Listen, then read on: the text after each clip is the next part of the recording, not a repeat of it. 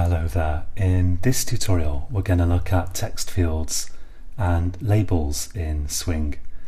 So in the last tutorial I created this little application and I want to add here a couple of text fields for entering information and also a couple of labels to say what the text fields are, and underneath I want to have a button so that you can click the button to submit the information.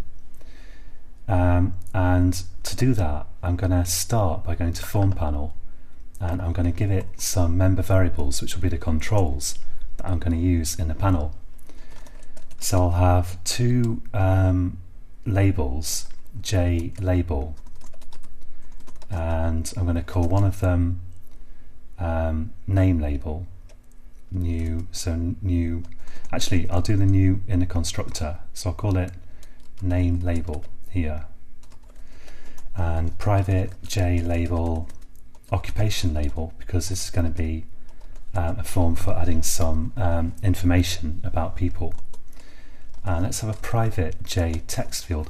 Now a J text field is a single line field of text like this kind of thing here, as opposed to a text area which is a whole area like the editor I'm in here.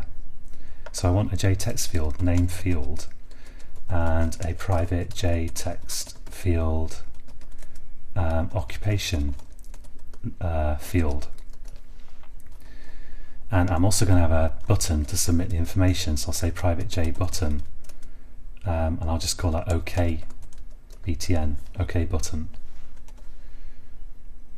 So now in the constructor I'm going to actually create those objects. So I'll say name label equals new J label, and I'll give this some text here in the constructor parameter, which is going to be name colon, and the occupation label is going to be new J label occupation, and the name field is going to be a new J label. It's going to be, a new J text field. And now the important thing here is when you create your text field, you have to specify how many characters wide it should be. And the strange thing is that the text fields always appear wider than the number of characters would suggest, but as far as I know this is supposed to represent characters. It's just that it's a bit off. Okay, so and I'm also going to have occupation field equals new J text field.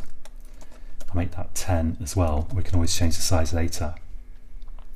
And finally the button, so OK btn. And notice I'm spacing out my code here into distinct sections using blank lines, which helps legibility. So equals new J button, and I'll just give that the label here, OK. Now I'm going to leave it there for this tutorial, because in the next tutorial we're going to get into something that's probably the second most complex thing after the whole event listener business, and that's the grid bag layout, which is an extremely flexible way, but a bit tricky, of laying out your components in Swing. So join me again for that tutorial, and until then, happy coding.